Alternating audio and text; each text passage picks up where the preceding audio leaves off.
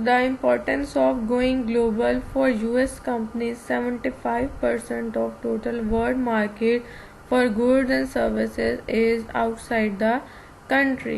US company जितनी भी हैं उनका 75% प्रोडक्ट एंड सर्विसेज जो भी हैं उनकी मार्केट आउटसाइड द कंपनी है. Coca Cola earn 75% of operating income and 2/3 of profit outside North America. For Japanese company, 90% of world market is outside company. Japanese जितनी भी companies हैं उनका 90% है वो दूसरे country से आ रहा है. 94% of market potential is outside of Germany for its company, even though it is largest EU market. Germany का 94% मार्केट का जो पोटेंशियल है वो दूसरे कंट्रीज से आ रहा है.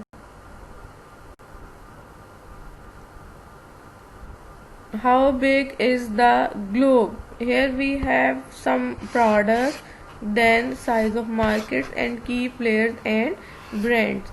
इसमें products बताई गई हैं, then उनका साइज ऑफ मार्केट बताया हुआ है और उस साइज ऑफ मार्केट में जो भी रेवेन्यू बताया हुआ है उसके की प्लेयर्स बताए गए हैं. अगर हम फर्स्ट एग्जांपल लें तो प्रोडक्ट क्या है, सिगरेट है और साइज ऑफ मार्केट क्या है, $295 बिलियन. और मेजर प्लेयर्स कौन से हैं, Philip Morris International, British American Tobacco, Japan tobacco.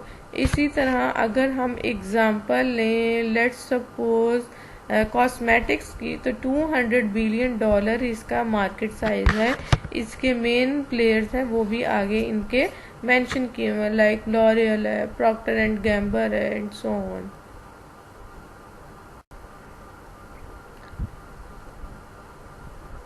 Management orientation. Whenever any organization go global, then it follows certain approaches, and these approaches may be like first one, ethnocentric orientation. According to this approach, home country is superior to other. जो हमारे home country है उसकी practices हैं वो दूसरे country से better है. Sees only similarities in other countries. जब भी इस अप्रोच के अकॉर्डिंग जब भी हम ग्लोबलाइजेशन करते हैं तो हम सिर्फ दूसरे कंट्रीज के साथ सिमिलैरिटीज को देखते हैं, डिफरेंसेस को नहीं देखते.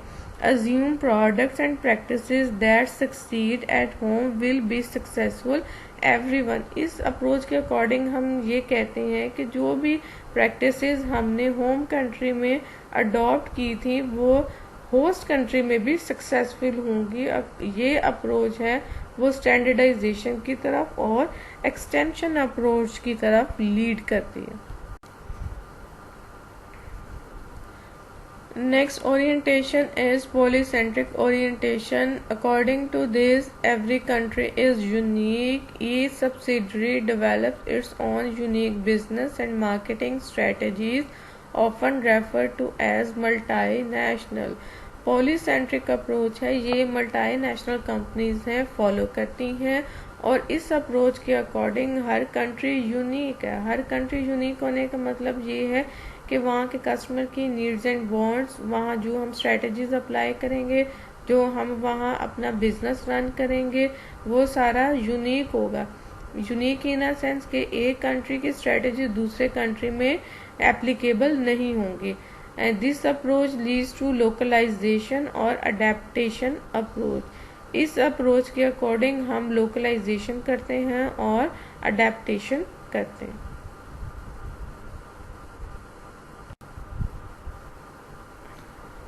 Regiocentric orientation. A region is the relevant geographic unit. Regiocentric orientation ये कहती है कि हमने कुछ रीजन्स हैं वो बना देने. और रीजन्स क्या हैं, ये हमारे जियोग्राफिकल एरियाज या जियोग्राफिक यूनिट्स हैं. अगर हम इसकी एग्जांपल लें तो नेफ्टा है, north American free trade agreement. इसमें क्या है, यूरोपियन यूनियन मार्केट जितनी भी हैं वो इसमें इंक्लूड हो जाएंगे.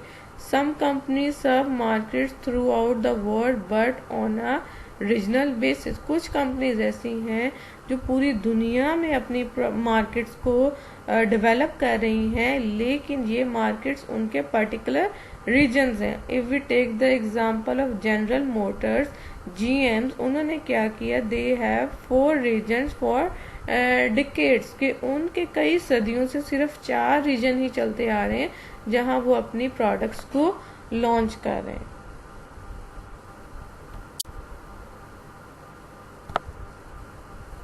Next orientation is geocentric orientation. According to this, entire world is a potential market. इस अप्रोच के अकॉर्डिंग जो पूरी दुनिया है वो हमारे लिए एक पोटेंशियल मार्केट है। पोटेंशियल मार्केट का क्या मतलब है कि ये कंट्री हमारी नेक्स्ट मार्केट हो सकता है, जहाँ हम अपनी प्रोडक्ट सर्विसेज लॉन्च कर सकते हैं। Strive for integrated global strategies, यहाँ हम इंटीग्रेटेड ग्लोबल स्ट्रेटेजीज हैं उनको इम्प्लीमेंट कर सकते हैं। It is also known as global और ट्रांसनेशनल कंपनीज, इनको हम ग्लोबल और ट्रांसनेशनल कंपनीज भी कहते हैं। It retains an association with the headquarter company, जितनी भी ट्रांसनेशनल कंपनीज होती हैं, चाहे से वो जिस भी दूसरे कंट्री में जाके अपने बिजनेसेस को रन करें, लेकिन उनका हेडक्वार्टर उनका होम कंट्री ही होगा। Pursue serving world market from a single country, एक ही कंट्री से वो बाकी कंट्रीज में अपने ऑपरेशंस को रन करेंगे। और sources globally to focus on select country markets leads to a combination of extension and adaptation element. Geocentric approach है, ये अडेप्टेशन की तरफ भी जाती है और ये एक्सटेंशन स्ट्रेटजी को भी अडॉप्ट करते हैं।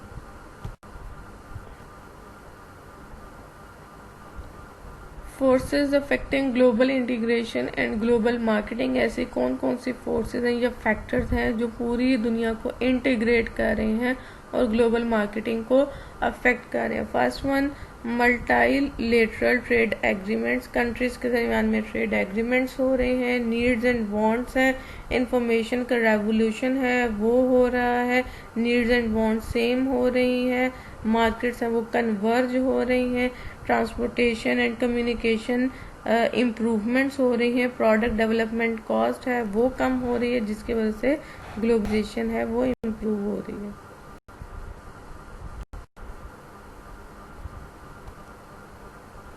मोर ओवर प्रोडक्ट की क्वालिटी को इम्प्रूव करने के लिए भी जो रिसर्च एंड डेवलपमेंट है वो भी इंक्रीज हो रही है, ये भी एक फैक्टर है जिसकी वजह से ग्लोबलाइजेशन हो रही है। पूरी दुनिया के जो इकोनॉमिक ट्रेंड्स हैं वो भी चेंज हो रहे हैं। अगर हम देखें 2000 में जो 2008 में ग्लोबल क्राइसिस हुए थे, उसके बाद क्या हुआ है कि growing middle class in China, India और ब्राज़ील, 2008 के ग्लोबल क्राइसिस के बाद इन कंट्रीज में जो मिडिल क्लास है वो इंक्रीज हो गई थी।